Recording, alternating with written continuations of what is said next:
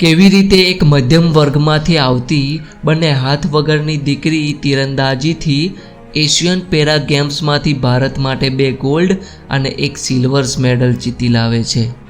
અને આ દીકરીને ભારતના આદરણીય વડાપ્રધાન શ્રી નરેન્દ્ર મોદી સાહેબ અને મહિન્દ્રા કંપનીના માલિક આનંદ મહિન્દ્રા શું કહે છે, આજની આ વિડીયોમાં શીતલ દેવીની સંઘર્ષભરી કહાની। આ કહાનીની શરૂઆત 10 જાન્યુઆરી 2007 જમ્મુ કાશ્મીરના લોહીધાર ગામમાં એક મધ્યમવર્ગીય પરિવારમાં શીતલ દેવીનો જન્મ થાય છે। બરફવાળા એરિયામાં પહાડની ચોટી પર કાશ્મીરના એક નાના એવા ગામડામાં રહેતી આ દીકરી ગરીબ મધ્યમ વર્ગ પરિવાર, પિતા ખેતમજૂરીનું કામ કરે, માતા બકરીઓ ચરાવે અને ગુજરાન ચલાવે। આ દીકરીને ફોકોમેલિયા નામની બીમારી, કદાચ બહુ ઓછા લોકોએ આ બીમારીનું નામ પણ સાંભળ્યું હશે। આ બીમારીમાં જન્મજાત વ્યક્તિને 2 હાથ ન હોય કે 2 પગ ના હોય। આ શીતલનો જન્મ થયો ફોકોમેલિયા બીમારી સાથે। જન્મથી જ દીકરીને 2 હાથ નહીં। આ દીકરીને સ્કૂલ જવું પણ કેવી રીતે જવું, ત્યાં શિક્ષક કંઈક લખાવે તો લખવું કેવી રીતે। પરંતુ આ દીકરીએ જોયું કે મારી આજુબાજુના બધા વિદ્યાર્થીઓ સ્કૂલ જાય છે તો હું પણ સ્કૂલે જાઉં।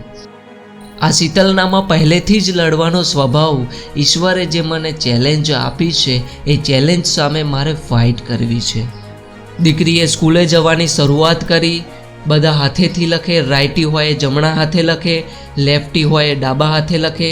શીતલ બધા સામે જોવે પણ લખવું તો લખવું કેવી રીતે, બંને હાથ જ નહીં તો। પછી આ દીકરીએ પગેથી લખવાની પ્રેક્ટિસ શરૂઆત કરી અને એ પણ હાથેથી દીકરો લખે એની પહેલાં પગેથી પૂરું થઈ જાય એટલી ઝડપથી દીકરીએ લખવાની પ્રેક્ટિસ પૂરી કરી। શીતલે નક્કી કર્યું કે માત્ર આ જીવનની અહીંથી શરૂઆત થાય છે, આ જીવનનો અંતિમ લક્ષ્ય નથી। બર્ફીલા એરિયામાં આર્મી મેનોની ટ્રેનિંગ થતી હતી, એટલે કાશ્મીરની પહાડી ચોટી પરથી શીતલ ઘણીવાર રમતા રમતા જુએ કે આર્મીવાળાઓની ટ્રેનિંગ થાય છે।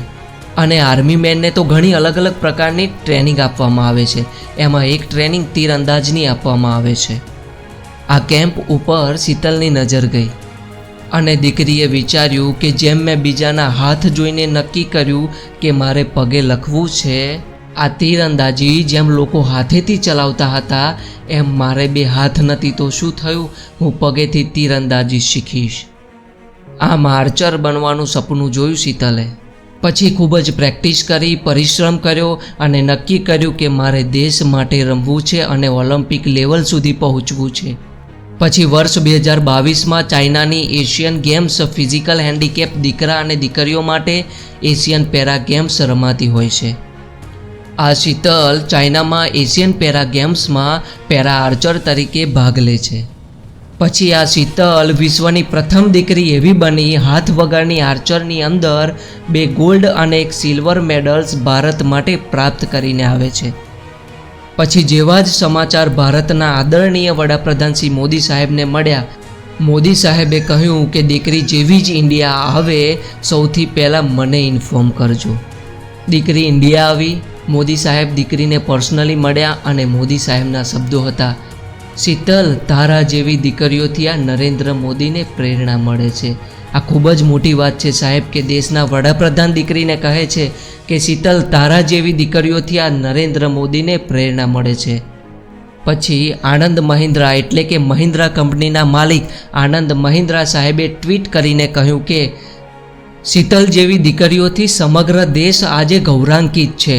શીતલ, મહિન્દ્રાની જેટલી પણ કારની રેન્જ છે એમાંથી તને જે કાર ગમે તે કાર મહિન્દ્રાને તું ખાલી કહી દેજે, તારા ઘરે ગાડી પહોંચી જશે।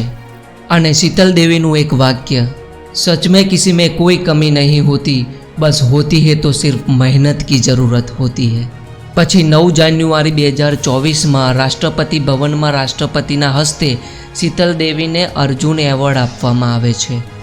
मंजिल उन्हीं को मिलती है जिनके सपनों में जान होती है, मंजिल उन्हीं को मिलती है जिनके सपनों में जान होती है, पंखों से कुछ नहीं होता यहाँ हौसलों से उड़ान होती है।